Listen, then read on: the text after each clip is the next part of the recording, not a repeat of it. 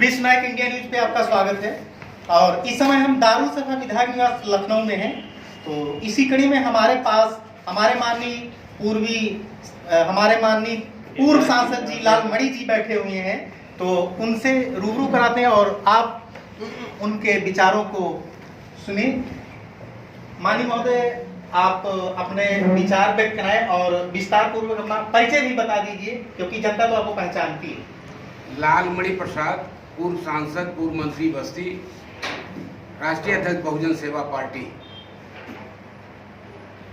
और आज के हालात पर अभी तमाम साथियों ने बैठक किया है यहाँ पर विधानसभा में।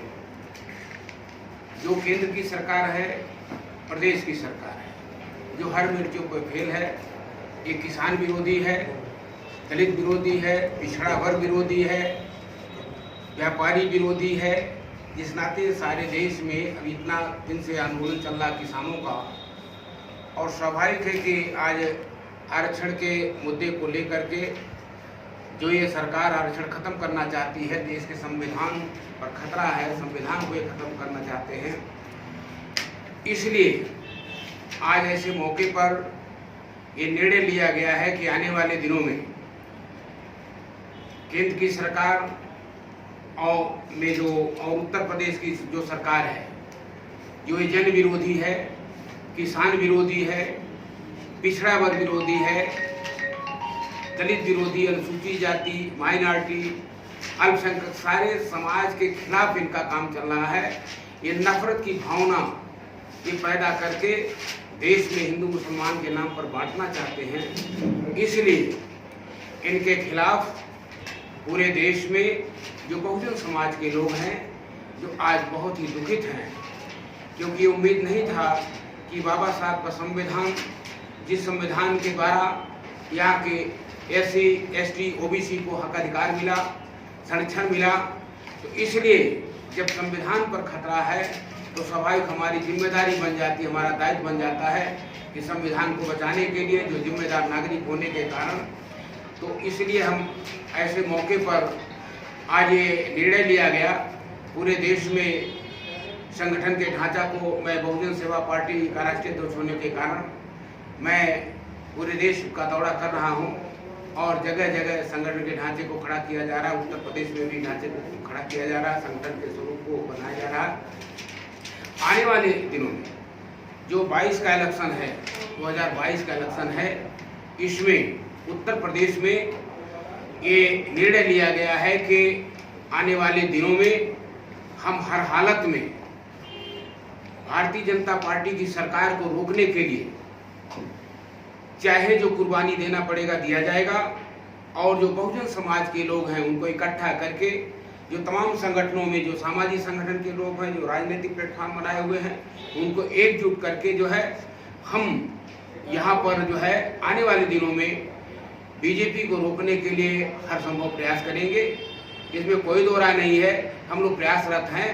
और आज बैठक जो हुआ है यहाँ पर दारू सभा में, इसमें हमारे पूर्व मंत्री दद्दू प्रसाद जी, जो उत्तर प्रदेश शासन के मंत्री रहे हैं, और यहाँ पर हमारे पूर्व सांसद सावित्रीबाई फूले इस बैठक में उपस्थित रही हैं, और बहुत ही सामाजिक और पुराने साथी गोरख प्रसाद बाबूजी, जो गोरखपुर से यहाँ पर आज मीटिंग में बैठ रहे हैं, और यार अकेला जी जो अलीगढ़ से चल करके आए थे मीटिंग में, वो भी उपस्थित रहे हैं, और जसवंत राव एडवोकेट जी जो महाराजगंज के जो बहुजन सेवा पार्टी के जिलाध्यक्ष हैं, उनकी भी गरिमा में उपस्थिति थी।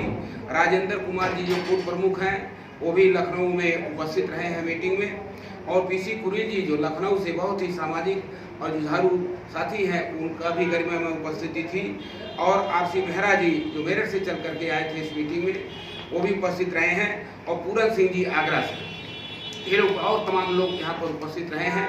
मैं ऐसे उनके प्रति आभार व्यक्त करना चाहता हूँ कि आने वाले दिनों में फिर यह तय हुआ है कि हम लोग एक मोर्चा बना करके जो है बहुजन मोर्चा बना करके आने वाले दिनों में उसका स्वरूप का तय किया जाएगा, रूपरेखा तय किया जाएगा। आगे बैठक होगी और उसके बारे में बैठक करके पूरे प्रदेश में मंडल स्तर पर हम लोग कार्यक्रम करेंगे और सारे समाज की भागीदारी, क्योंकि माननीय कांशीराम साहब ने जो नारा दिया था, जिसकी जितनी संख्या भारी उसकी भागीदारी, हम भागीदारी दे करके सारे समाज को जोड़ करके एक मूवमेंट खड़ा करेंगे और हर हालत में 22 के इलेक्शन में बीजेपी को रोकने के लिए जो भी प्रयास होगा, हम लोग हर कुर्बानी देने के लिए हमारे बहुजन मूवमेंट के वफादार सिपाही सारे लोग लगे हुए हैं और इसमें सारे सामाजिक संगठन के लोग भी इसमें लगे हुए हैं। ये और काम हमें उम्मीद है कि बाबा साहब मानव कांशीराम का जो अधूरा सपना है और संविधान को पूर्ण पे लागू कराने के लिए हमें अपनी सरकार बनानी होगी, बहुजन मूवमेंट के, बहुजन विचारधारा के लोगों की सरकार बनानी होगी और केंद्र और प्रदेश में सरकार बनाने के लिए हम लोग रातों दिन प्रयासरत हैं। और ये ज़्यादा दिन तक धोखेबाज जो जिन लोगों ने झूठ बोल करके जो समाज में नफरत की भावना पैदा करके, जिन लोगों ने लालच दे करके लोगों को भावनाओं को लूटा है, आज वो बेनकाब हो रहे हैं। हर जगह आप देख रहे हैं, चाहे जहां ऐसी स्थितियां पैदा हुई हैं कि कोई ईवीएम की चोरी कर रहा है, कई बीजेपी के नेताओं के कार से ईवीएम पकड़ा जा रहा है। इसलिए आज जनता जान रही है, सारे बुद्धिजीवी जान रहे हैं। इस नाते केंद्र और प्रदेश की सरकार हर मोर्चे पर फेल हो गई है। इसलिए मैं ये कहना चाहता हूँ आज आपके माध्यम से, आपके इस मीडिया ये प्रेस के माध्यम से मैं कहना चाहता हूँ कि आने वाले दिनों में, क्योंकि हमें अमेरिका से भी हमारे इस देश के लोगों को सबक लेना चाहिए। यहाँ के लोगों को जो केंद्र और प्रदेश में बैठे हैं, वहाँ पर जो काले गोरे की बात थी, लेकिन देखिए कितना बड़ा विशाल हृदय था वहाँ के गोरे लोगों ने। ये कहा कि बहुसंख्यक समाज जो यहाँ पर काले लोग हैं, इनको देश में इनकी भागीदारी नहीं है, इसलिए इनको भागीदारी दे करके, क्योंकि कमजोर हो रहा देश, अब आज उनको भागीदारी दे करके उन लोगों ने आज चाहे प्राइवेट सेक्टर हो चाहे सरकारी सेक्टर हो, सब में भागीदारी दिया, जिसका नतीजा कि आज 2 बार बराक ओबामा जैसे लोग राष्ट्रपति भी बने हैं। इसलिए आज मैं कहना चाहता हूं कि केंद्र और प्रदेश की सरकार को कि आज हृदय विशाल करके जो संवैधानिक प्रदत्त अधिकार है, इनको भागीदारी, जिसकी जितनी संख्या भारी, जो 52 से 54% बैकवर्ड है, इसको शासन प्रशासन भागीदारी मिलना चाहिए। जो हमारे अल्पसंख्यक समुदाय के लोग हैं, उनकी जनसंख्या के अनुपात में भागीदारी मिलना चाहिए। जो अनुसूचित जाति जनजाति के लोग हैं, उनको शासन प्रशासन में भागीदारी मिलना चाहिए। अभी तक कितना दिन 72-73 साल से ऊपर हो गया, इनका अभी आरक्षण का कोटा पूरा नहीं हुआ है।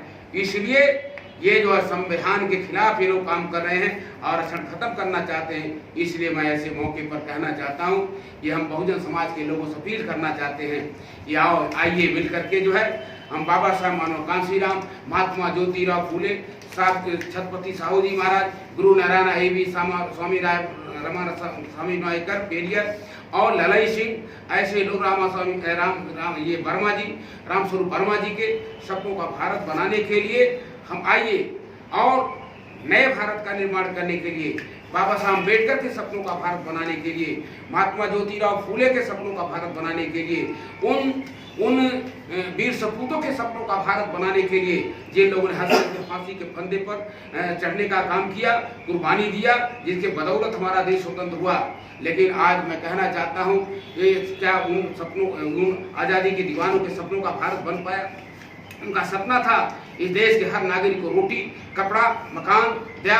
ये रोटी, कपड़ा, मकान और शिक्षा और रोजगार मुहैया होगा। मैं सवाल करना चाहता हूँ आपके माध्यम से, क्या इस देश के हर नागरिक को रोटी की व्यवस्था हो पाई? क्या इस देश के हर नागरिक को कपड़े की व्यवस्था हो पाई? क्या इस देश के हर नागरिक को मकान की व्यवस्था हो पाई? क्या इस देश के हर नागरिक को दवा की व्यवस्था हो पाई? नहीं हो पाई। इसलिए आज मैं कहना चाहता हूं, उन आज़ादी के दीवानों के सपनों का भारत बनाने के लिए, बाबा साहब के सपनों का भारत बनाने के लिए, जिन्होंने सारे समाज को भागीदारी दिया, इसलिए आज हम आह्वान करना चाहते हैं कि आने वाले दिनों में सारे समाज के लोगों का आह्वान करना चाहते हैं और उन बुद्धिजीवियों का आह्वान करना चाहते हैं जो वास्तव में देश के लिए, देश के हित में सोचते हैं। चाहे जिस कौम के बुद्धिजीवी है, मैं उनका आह्वान करना चाहता हूँ, आइए हम नए भारत का निर्माण करना चाहते हैं। अंबेडकर साहू फूले के सपनों का भारत बनाना चाहते हैं। आइए हम मिलकर के जो है आने वाले दिनों में ऐसे बहुरूपिया लोगों को मुंह तोड़ जवाब दें और उनको बेनकाब करें कि झूठ फरेब की राजनीति ज्यादा दिन तक नहीं चलती है। मैं पुनः जो है अपने उन सभी साथियों का जो आज मीटिंग में आए थे उनके प्रति आभार व्यक्त करते हुए और अब मैं यहीं पर अपनी बात को समाप्त करने के पहले बाबा साहब मानवर कांसीराम साहब सहित उन सभी संतों गुरुओं और उन आज़ादी के दीवानों के प्रति उनके चरणों में नमन करते अपनी बात को समाप्त करना चाहते। धन्यवाद। धन्यवाद। ये थे हमारे माननीय पूर्व सांसद लालमणि जी, जिन्होंने बहुत ही तेज तर्रार इस उम्र में होते हुए भी अपने संघर्ष को जारी रखा और संघर्ष करते रहेंगे।